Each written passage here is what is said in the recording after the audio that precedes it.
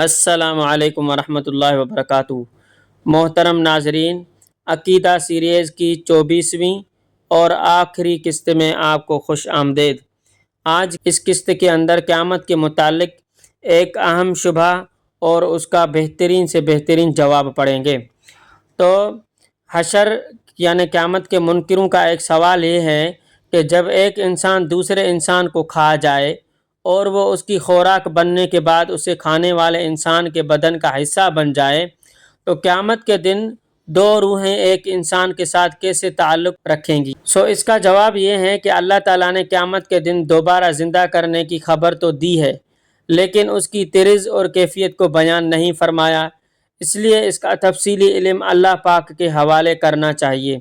البتہ عقل کو سکون پہنچانے کے لیے اتنا جاننا چاہیے کہ انسان کے بدن میں دو قسم کے اعضاء یعنی اجزاء ہوتے ہیں۔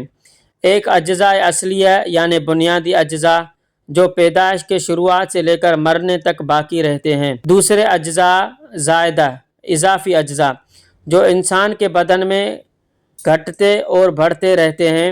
جو اجزاء پہلی عمر سے آخری عمر تک باقی رہیں وہ اجزاء اصلیہ ہیں، اور جو عمر کے بڑھنے یا غذا کی وجہ سے گھٹتے بڑھتے ہیں وہ اجزاء زائدہ ہیں۔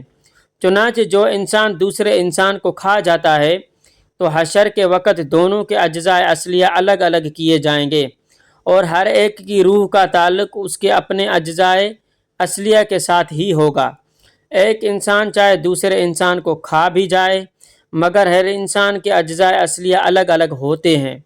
جس انسان کو کوئی دوسرا انسان یا حیوان کھا جائے تو وہ اس کھانے والے کے اصلی اجزاء کا حصہ نہیں بنتا۔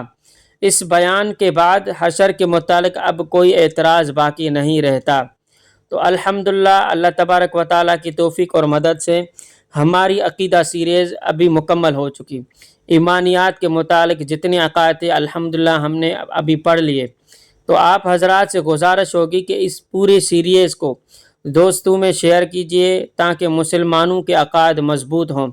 اگر کسی بھی قسم کا کسی بھی ساتھی کو کوئی شبہ ہو تو کمنٹ میں ضرور بتائیے، انشاءاللہ اس کا تفصیلی جواب دیا جائے گا۔ آپ حضرات سے گزارش ہے کہ ہمارے یوٹیوب چینل کو سبسکرائب کریں اور ہمارے فیس بک پیج کو فالو کرنا نہ بھولیے۔ جزاکم اللہ خیرہ۔